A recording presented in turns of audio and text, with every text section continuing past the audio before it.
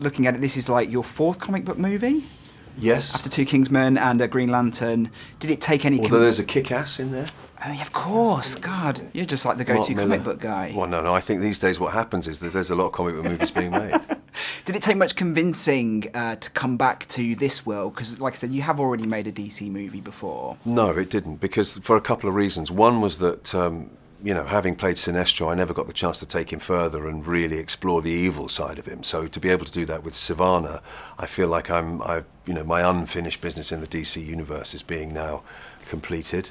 And also the fact as an actor, I like to mix it up as much as possible. I just did a play recently, I've just finished a TV series, and to be able to do a movie as well and have all of those different things as part of my working life is really good. And a big studio picture superhero movie is a lovely place to have, to be able to, have one foot in. And so you feel more fulfilled with this experience than you did the last time when you did Green Lantern, it seems?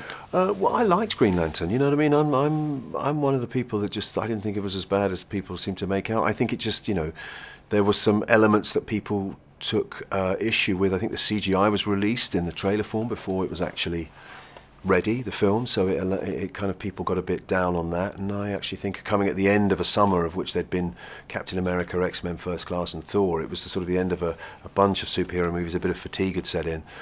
But whatever people think about the film, and everyone can make their own judgments, I thought Sinestro was I really enjoyed playing him. I thought he was okay. And how does this character compare to that one? Well, it feels like I've taken that further, because this guy is heat-seeking ballistic evil, as I like to describe him. I feel like, he's a proper bad guy, and having Dave Sandberg, a horror director, coming from that world, he's really well served. He hasn't shirked from making the sequences with Sivana, perhaps scarier than you might normally expect in a movie of this kind. Yeah, definitely. And I imagine the makeup's probably a bit easier this time around. Much easier, although I did have a contact lens that had to come in and out of my eye about 30 times a day over 4 months, which is kind of weird. Is that the most invasive makeup you can get, I imagine? Yeah, it must be. Something being put in your eye and taken out again and again by someone else,